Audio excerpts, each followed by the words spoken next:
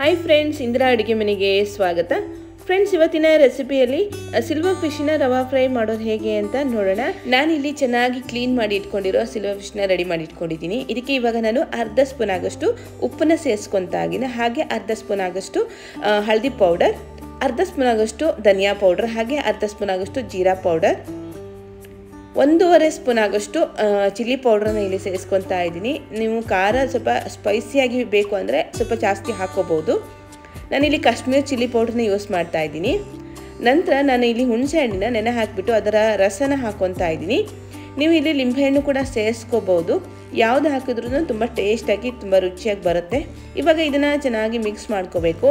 ಇದು ನಿಮಗೆ ಡ್ರೈ ಅಂತ ಅನಿಸಿದರೆ ಸ್ವಲ್ಪ ನೀರು ಕೂಡ ಸೇರಿಸ್ಕೋಬೋದು, ಇಲ್ಲ ಹುಣಸೆಹಣ್ಣು ರಸ ಇದ್ದರೆ ಅದನ್ನು ಕೂಡ ಸೇರಿಸ್ಕೋಬೋದು.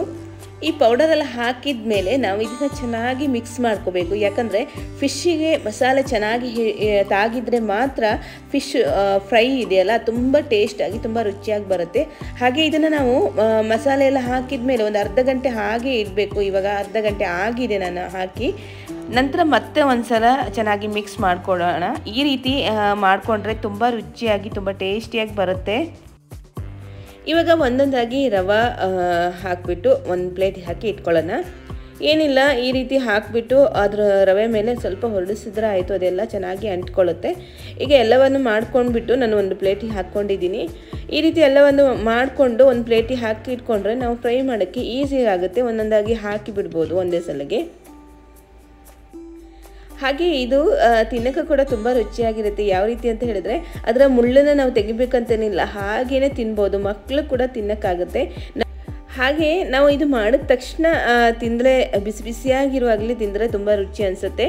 ತಣದ ತಕ್ಷಣ ಅಷ್ಟೊಂದು ರುಚಿ ಅನಿಸಲ್ಲ. ಹಾಗಾಗಿ ಫ್ರೈ ಆಗಿ ಒಂದು ಸ್ವಲ್ಪ ಹೊತ್ತಲ್ಲೇ ನಾವು ಊಟನ ಸ್ಟಾರ್ಟ್ ಮಾಡ್ಬೋದು. ನೋಡಿ, ಇವಾಗ ನಾನು ರವೆ ಎಲ್ಲ ಹಾಕ್ಕೊಂಡು ರೆಡಿ ಮಾಡಿ ಇಟ್ಕೊಂಡಿದ್ನಲ್ಲ, ಇವಾಗ ಒಂದೊಂದಾಗಿ ಎಣ್ಣೆಗೆ ಬಿಡ್ತಾ ಇದ್ದೀನಿ.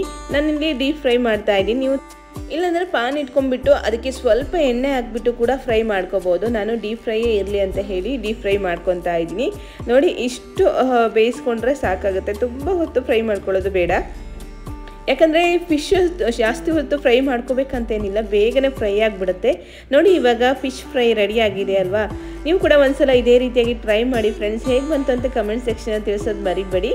ಹಾಗೆ ಈ ವಿಡಿಯೋ ನಿಮಗೆ ಇಷ್ಟವಾದರೆ ಒಂದು ಲೈಕ್ ಕೊಡೋದನ್ನ ಮರಿಬೇಡಿ. ಹಾಗೆ ನಿಮ್ಮ ಫ್ರೆಂಡ್ಸಿಗೆಲ್ಲ ಶೇರ್ ಮಾಡಿ. ಇನ್ನೂ ಒಳ್ಳೊಳ್ಳೆ ವಿಡಿಯೋ ಜೊತೆ ನೆಕ್ಸ್ಟ್ ವಿಡಿಯೋ ಸಿಗ್ತೀನಿ. ಧನ್ಯವಾದಗಳು.